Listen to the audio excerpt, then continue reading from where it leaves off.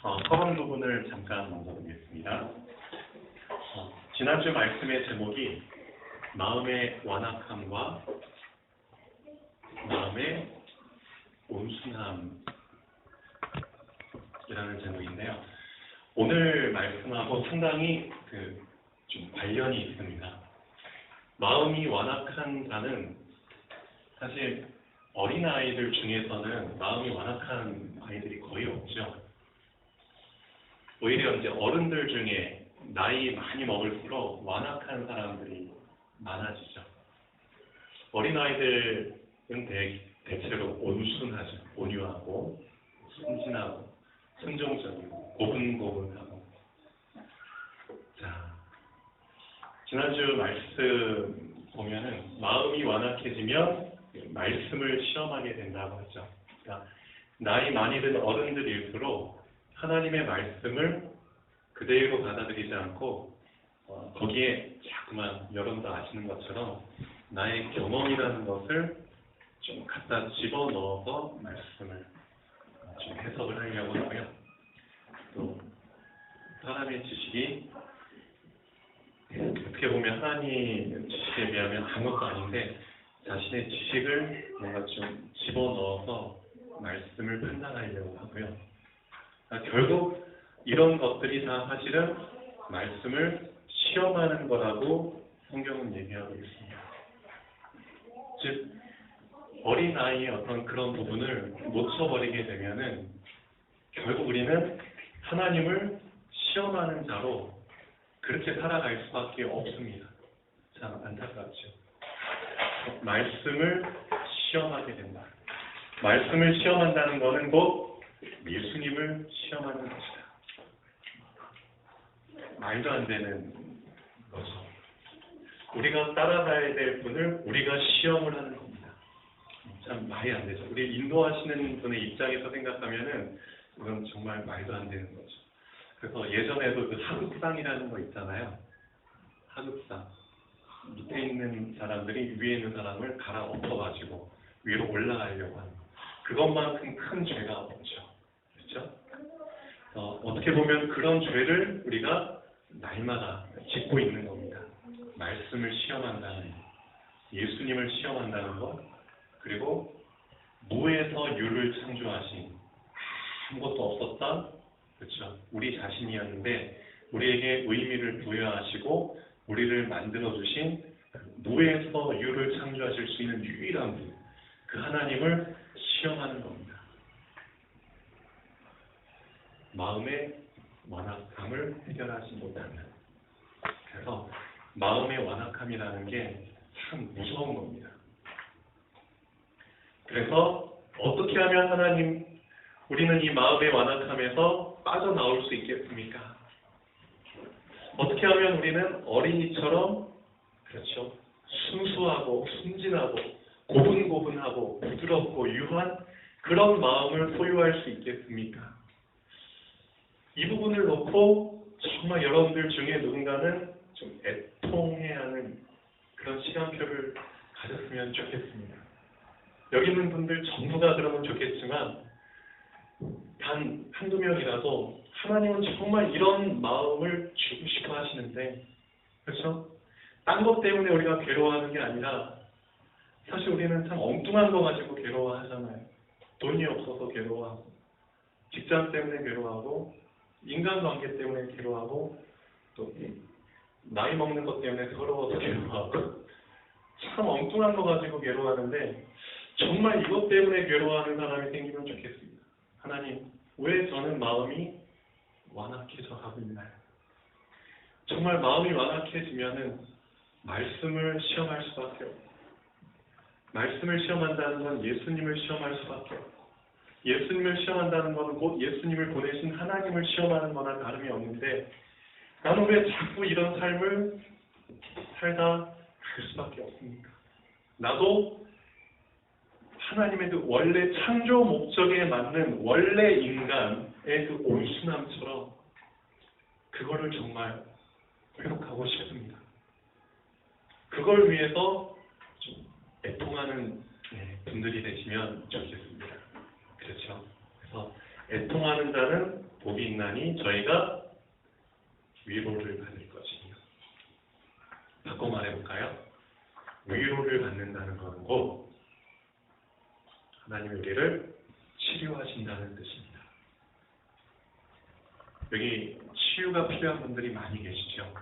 육신의 치유도 저도 마찬가지로 육신의 치유가 필요합니다. 근데 그런 육신의 치유를 뛰어넘어서 심령의 치료를 뛰어넘어서 근본적인 영적인 치료, 그 모든 것들이 사실은 애통하는 자들을 통해서 온다는 겁니다. 우리 심령의 애통함을 통해서 하나님이 위로를 주실 때, 그렇죠? 우리의 영과 혼과 육이 치료된다, 즉 회복된다는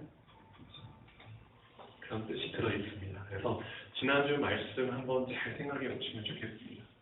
나의 완악함을 온순함으로 바꿀 수 있는 그 방법이 뭐라고 적혀 있나요?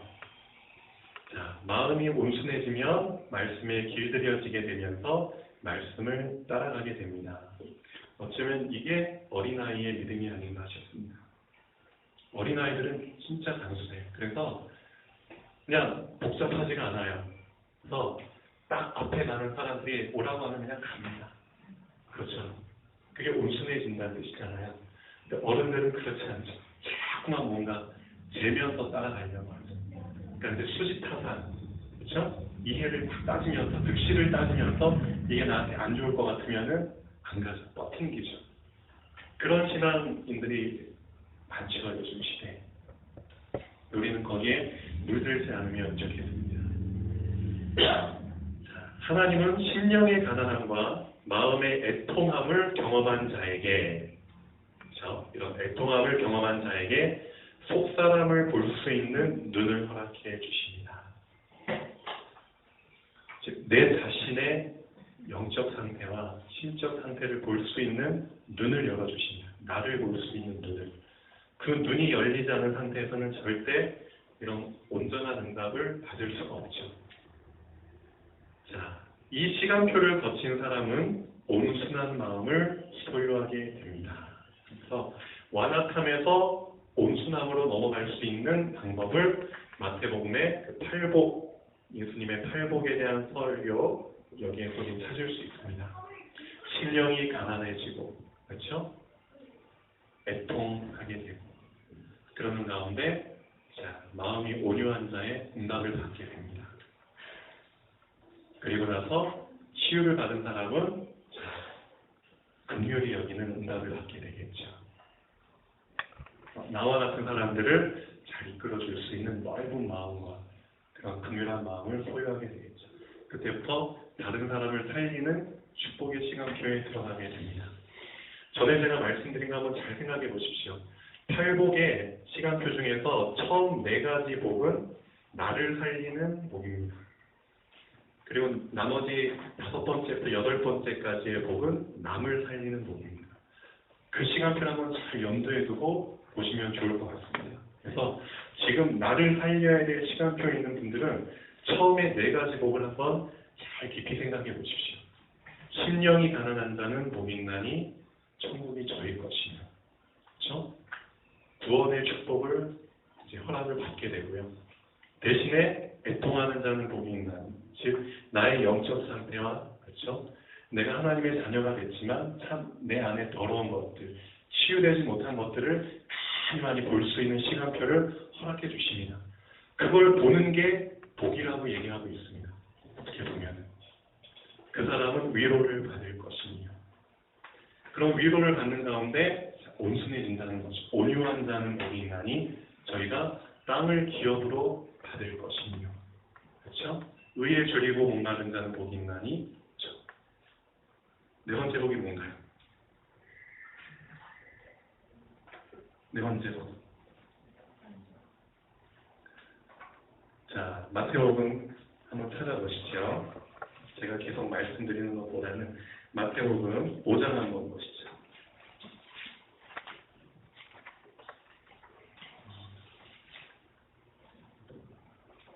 3절부터 쭉 나오죠. 심령이 가난한 자는 천국이 그들의 것이며, 애통하는 자는 복이 있나니 위로를 받을 것이며, 온유한 자는 복이 복이 있나니 그들이 땅을 기업으로 받을 것이며 의에 줄이고 목마른 자는 복이 있나니 그들이 배부를 것이며. 자, 빵빵하게 배가 부르죠. 배가 부르다는 건 무슨 뜻이죠? 이제 내가 살 만큼 됐다는 거죠. 나의 영적이든 육적이든 나의 상태가 이제는 남에게 베풀 만한 상태가 됐다는 겁니다. 자, 그리고 나서 5번째로 넘어가죠. 내가 이제 충분히 이제 살게 됐으니까 이제 긍휼히 여기는 시간표가 오게 됩니다. 자, 그때까지 나를 살리는 그 4가지의 복을 여러분들이 그 시간표에 맞게 잘 거치시면 좋겠습니다. 근데 가장 첫 번째가 심령이 가난한 자는 복입니다. 그렇죠?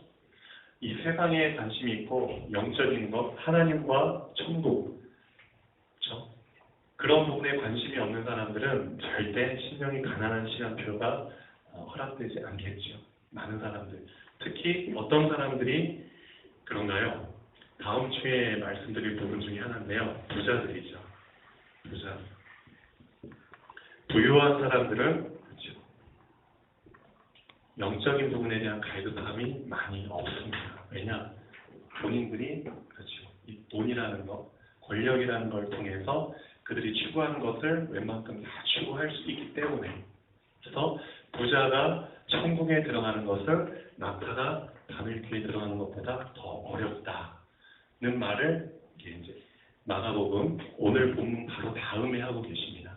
그럼 왜 그 말씀을 이어서 하셨을까요? 다 이제 연결이 됩니다. 어린아이에 대한 믿음을 강조하시면서 부자에 대한 비유를 하시죠. 즉 부자들은 어떻게 보면은 마음의 완악함, 이런 돈이 상당히 많은 사람들입니다. 가진 어떤 권모술수를 써서 부를 축적한 사람들이 사실 대부분이죠. 예. 그 사람들 마음속에는 사실 어린이와 같은 마음의 순수함, 순진함이라는 게 거의 없습니다. 부유한 사람들 중에서 마음의 순수함을 유지하고 있는 사람들이 있다면 상당히 멋있는 사람들이죠. 예. 그런 사람들이 거의 없다는 게 좀 안타깝죠. 자, 오늘 32번 한번 보시죠. 창세기 21장 17절에 한번 보시면 참 재밌는 구절이 나옵니다. 어린아이와 관련된 단어를 이렇게 찾다가 이런 부분을 찾게 됐는데요. 창세기 21장에 보면은 아브라함의 첫, 그렇죠? 본 부인이 아닌 첫, 하갈을 통해서 난 아들 이스마엘 얘기가 나오는데요. 자, 아브라함의 본처 사라가 아이가 없다가 자, 드디어 나중에 노년에 아이를 낳게 됩니다. 사라 나이가 90살 때 엄청 나이가 많죠. 경수도 끊어지고 생리도 안 하고 이미 여자로서의 역할을 못하고 죽을 날을 기다리고 있는 여자 90세 된 사라가 이제 아들을 낳게 되죠. 아브라함 100살 때. 그 아들의 이름이 이삭입니다. 이삭이 자라면서 자, 아브라함의 첫 하갈을 통해 난 아들 이스마엘과 자꾸만 이제 충돌이 일어나니까 자, 사라가 이제 막 삐진 거죠. 그래가지고 남편 이스마엘한테 저 여자 때문에 못 살겠다. 저 여자의 난 아들 때문에 우리 아들이 지금 많이 피해를 보고 있다. 그러니까 네가 죽든 내가 죽든 그런 싸움을 벌이는 거죠. 부부싸움을. 그러다가 이제 많이 고민이 돼가지고 결정을 내립니다. 좋다. 하갈과 이스마엘을 나가게 하겠다. 쫓아내겠다. 그러면서 이제 쫓겨나면은 막막하잖아요. 그렇죠? 그런 상황입니다. 그래서 쫓겨나가지고 진짜 물도 떨어지고 어디로 갈지 모르겠으니까 막막하죠. 그래가지고 하갈이 자기 아들 이스마엘을 붙잡고 그냥 대성통곡하면서 우는 장면이 여기에 나옵니다. 그런데 참 신기하게도 누가 더 비참하게 울었을까요? 하갈이 더 비참하게 울었을까요? 이스마엘이 비참하게 울었을까요? 아마도 그 하갈이란 엄마죠. 엄마. 아들도 책임져야 되고 그렇죠? 그때는 그 심각성을 더 많이 알기 때문에 하갈이 더 비참하게 울었을 텐데 그런데 하나님이 천사를 보내셔가지고 이렇게 말씀하시죠. 한번 읽어보겠습니다. 창세기 21장 17절에 16절부터 보면 이르되 아이가 죽는 것을 참아보지 못하겠다 하고 화살 한바탕 거리 떨어져 마주 앉아 바라보며 소리내어 오니 하나님이 그 어린 아이의 소리를 들으셨으므로. 하갈의 소리를 들으셨으므로라고 안 하고 하갈은 그냥 제껴놓고 그 어린 아이의 소리를 들으셨으므로.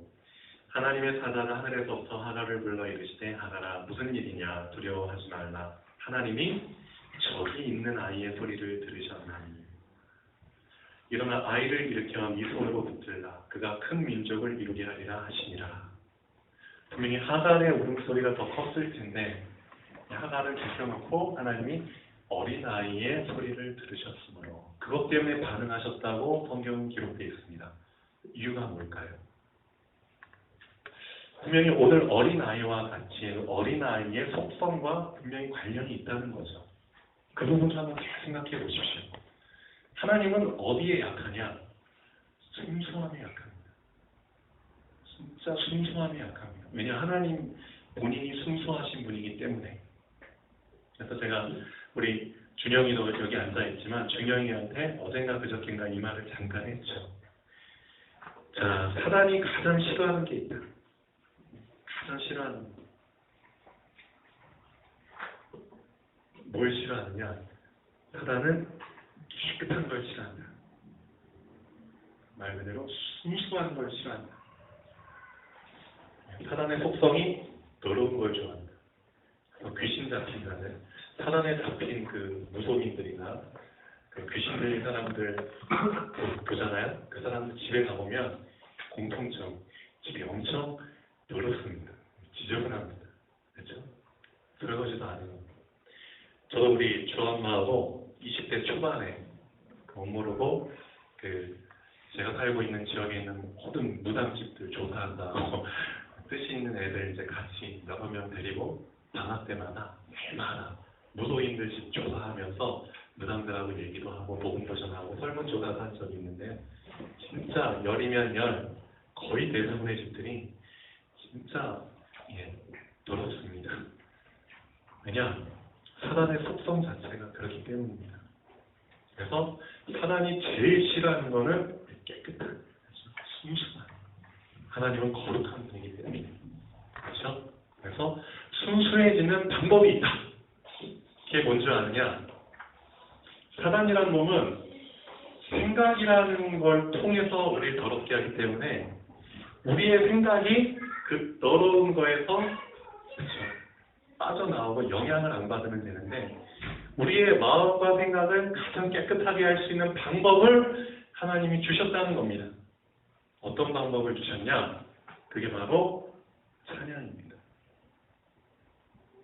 근데 찬양이라는 것은 하나님의 자녀가 아닌 이상 부를 수가 없고요. 그러니까 하나님의 자녀가 됐다는 전제하에 얘기하는 겁니다. 하나님의 자녀들이 그렇죠.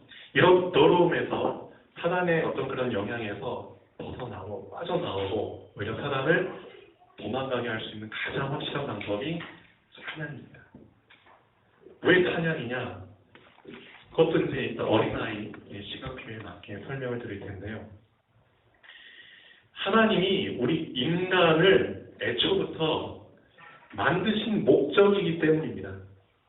원래 목적이 이것이기 때문입니다.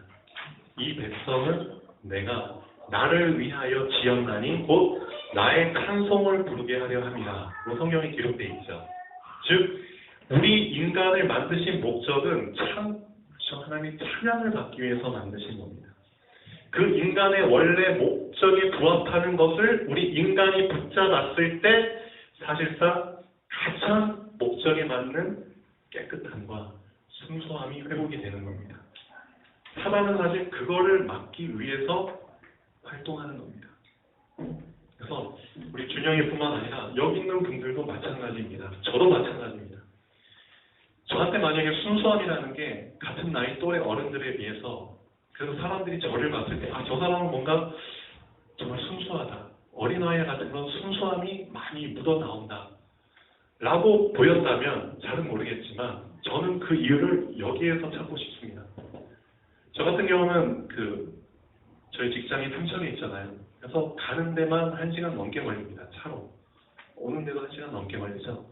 제가 그 시간을 제일 좋아한다고 했죠. 왜 좋아하느냐? 마음껏 찬양 크게 틀어놓고요. 신나게 부르면서 깊은 기도 속에 들어갑니다. 깊은 생각 속에 들어갑니다. 그러면서 하나님은 나에게 정말 남들에게는 그렇죠 없는 순수함이라 이것들 저에게 계속 주십니다. 근데 그게 왜 중요한지는 이따 결론 부분에 말씀드리겠습니다. 자, 아이들이 생각하는 천국과 어른들이 생각하는 천국의 차이를 한번 생각해 보죠. 지금 우리 교회에도 5살, 6살 난 아이들이 있잖아요. 근데 가장 어린 아이가 우리 이제 엘빈이 몇 살이죠? 3살? 3살입니다. 자, 가장 나이 어린 아이가 이제 3살. 더 나이가 점점 줄어들고 있는데 모르죠. 혹시 또 언제 충룡이나 광선이나 결혼해서 저 아이를 낳게 되면 더 어리겠지만 이 아이들 엘빈이한테 한번 물어보죠. 그리고 우리 규린이나 영웅이 6살 난 아이들한테 한번 물어보십시오. 천국이 뭐야? 라고 한번 물어보십시오. 그러면은 우리 어른들이 생각하는 천국하고 전혀 그렇죠? 예상치 못한 답변을 줄 수도 있습니다. 먼저 우리 어른들이 생각하는 천국에 대해서 물어봅시다. 천국을 어떤 곳이라고 생각하나요? 나이 많이 드신 분들일수록 천국을 어떤 곳이라고 생각하냐면 우리 이영화에만 이제 벌써 80 넘으셨는데 저도 마찬가지입니다. 천국을 이렇게 생각합니다. 아, 천국 말이야? 안식처지, 안식처. 정말 이 세상 살면서 너무 볼 거 못 볼 거, 그렇죠? 경험할 거 못 할 거 하면서 너무 험한 꼴을 보다 보니까, 그렇죠? 진짜 천국, 빨리 쉬고 싶어. 내가 쉬고 싶은 곳이야. 그 개념이 100이면 100다 들어있습니다, 어른들. 나 진짜 이 지긋지긋한 세상 살다가 장래 망하는 거, 장망성이라는 거. 철로 역정에서도 그렇게 기록이 되어 있죠. 이 세상 너무 시달리면서 살아. 누구 때문에? 하나님이라는 누구 때문에? 누구 때문에? 죄. 그리고 하나님을 떠난 상태에서 이렇게 살다 보니까 근본 문제 3가지죠. 그러니까 내가 너무너무 몸, 영혼이 그냥 다 피폐해져가지고 나 벗어나고 싶어. 천국은 나를 벗어나게 해줄 수 있는 곳이야. 안식처야. 나의 도피처야. 나의 피난처야. 이런 개념으로 어른들은 생각을 합니다. 천국은. 먼저 생각할 때. 근데 아이들은 절대 6살 난 영웅이 입에서 천국은 안식처예요. 천국은 이 삶을 벗어나서 살 수 있는 우리의 피난처예요. 6살 난 아이 입에서 그런 답변이 나올까요? 안 나오겠죠. 왜냐? 어린 아이일수록 그렇죠. 어떻게 보면 죄라는 거, 사단이라는 거, 하나님 떠난 상태라는 거를 잘 몰라요. 모르기 때문에 이런 개념을 염두에 두고 천국을 해석을 할 수가 없는 겁니다. 이해되시죠? 그러니까 천국은 아이들 입장에서는 진짜 좋은 곳입니다. 좋은 곳. 쉴 수 있는 곳이 아니고요. 안식할 수 있는 곳이 아니고 진짜 말 그대로 좋은 곳입니다. 최고의 곳입니다. 아이들이 생각하는 천국은 그런 곳입니다. 근데 어느샌가 우리가 이 세상 살면서 세상 때에 너무 찌르다 보니까 천국이라는 곳의 개념이 완전히 변질됐다는 거죠. 바뀌었다는 거죠. 이게 틀렸다는 건 아닙니다. 틀렸다는 건 아닌데 지금 오늘 본문에서 말씀하신 예수님의 그 포인트는 이겁니다. 너희가 나이 들어서 그래 사단에게 시달리고 죄에 시달리고 사람에게 시달려가지고 바쁘다. 그렇기 때문에 또 그런 개념으로 천국을 생각할 수도 있지만 그것만 붙잡아서는 안 된다는 거죠. 그래서 결론 부분에 한번 보시죠.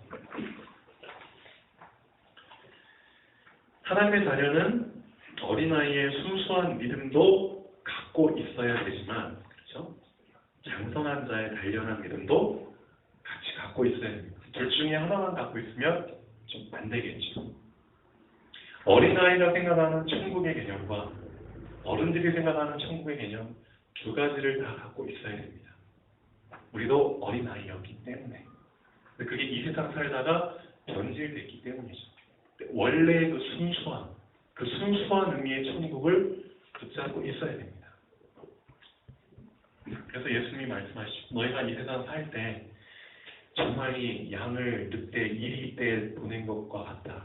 그렇지만 꼭 명심해라. 너희가 살아가면서 중요한 두 가지를 놓치지 말아라. 뱀처럼 지혜로워져야 되지만, 그렇죠? 그게 어떻게 보면 장성한 자의 단련된 믿음입니다. 여기에 치고 저기에 치면서 믿음이 단련돼. 그렇지만 하나 더, 비둘기처럼 순수한 믿음을 같이 갖고 있어야 된다. 그게 예수님이 우리한테 주문하시는 겁니다. 우리는 두 가지 믿음을 항상 같이 갖고 있어야 됩니다.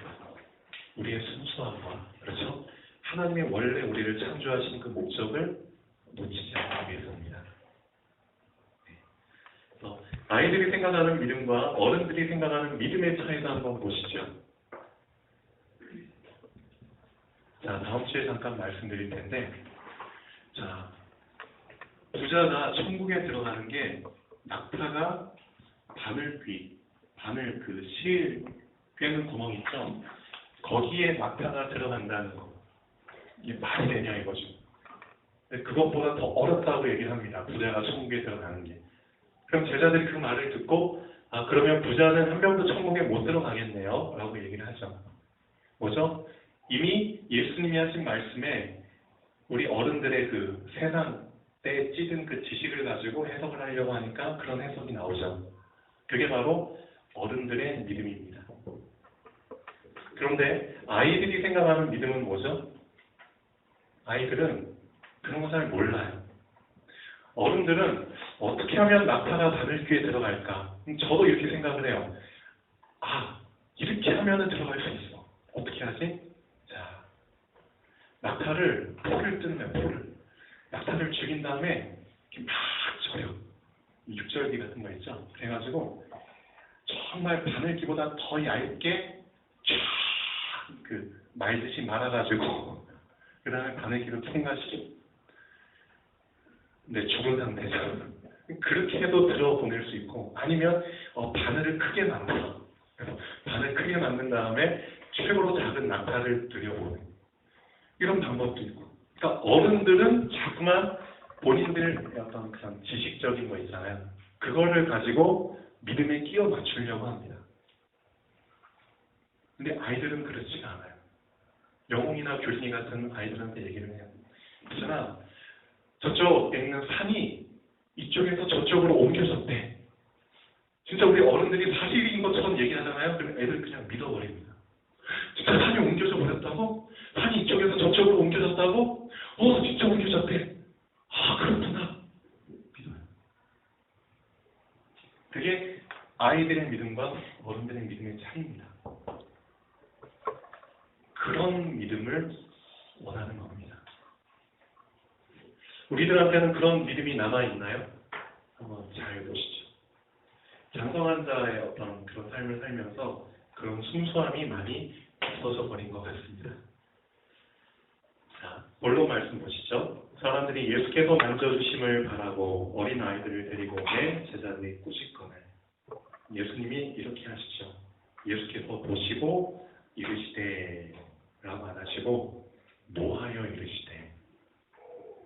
왜 노하셨을까요? 예수님이 생각하실 때 상당히 중요한 부분이 있는데 그걸 놓쳐버렸다는 거죠. 사람들이. 노하실 수밖에 없는 부분.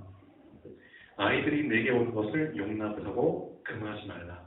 하나님의 나라가 이런 자의 것이니라. 내가 진실로 너에게 이르노니 누구든지 하나님의 나라를, 천국을 어린아이와 같이 받아들이지 않는 자는, 어린아이의 이 순수함 있죠.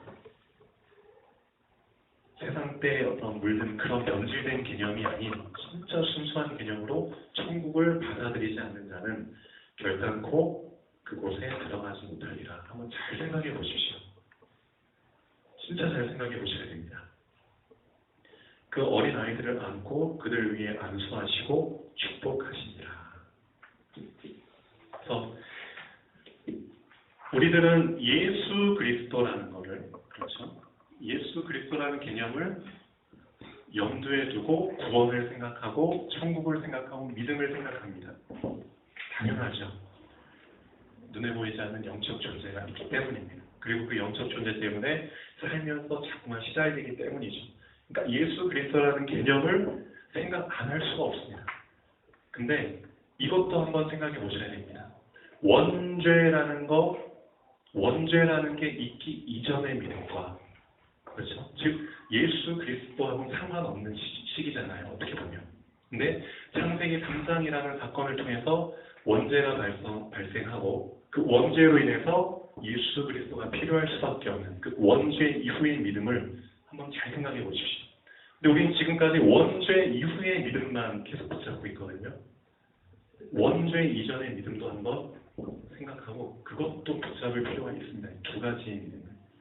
원죄 이전의 믿음은 어떤 믿음이었나요? 창세기 1장, 2장에 보면은 분명히 나타나 있습니다. 우리는 뭘 믿으면 되죠? 이걸 믿으면 됩니다. 창조. 원죄 이전의 믿음, 창조에 대한 믿음입니다. 하나님이 무에서 열, 그렇죠? 다 만드셨구나. 그래, 나도 만드셨구나. 그러면은 창조 자체에 대한, 그렇죠? 이유를 알게 되면, 그렇죠? 그리고 창조한 것들에 대한 본질을 알게 되고요. 그렇죠? 그리고 이것들이 잘 연합해서 존재할 수밖에 없는 존속에 대한, 그렇죠? 지속에 대한 그런 부분들을 알게 됩니다. 본질에 대한 부분입니다. 이런 부분을 붙잡게 되는 게 사실은 원죄 이전의 믿음이라고 할 수 있겠죠. 아담에게는 이게 상당히 뛰어났죠. 우리도 마찬가지입니다. 우리가 정말 예수 그리스도를 통해서 구원을 받았는데 믿음이라는 걸 계속 들어가게 되잖아요. 들어가다 보면은 사실 죄하고는 상관없이, 사단하고는 상관없이, 그렇죠? 정말 본질적인 깊은 수준까지 들어가게 됩니다. 그러면은 하나님의 창조에 대한 그 깊은 부분을 붙잡게 되고요. 본질에 대한 부분을 붙잡게 되고요. 더 근원적인 찬양을 부르게 됩니다. 실제로. 그런 믿음을 같이 붙잡으면 좋겠습니다. 결론 보겠습니다. 하나님의 자녀는 원죄 이전의 믿음과 원죄 이후의 믿음을 같이 붙잡고 있어야 합니다. 하나님의 자녀는 어린아이의 순수한 믿음과 장성한 자의 단련된 믿음을 같이 붙잡고 있어야 됩니다. 같이.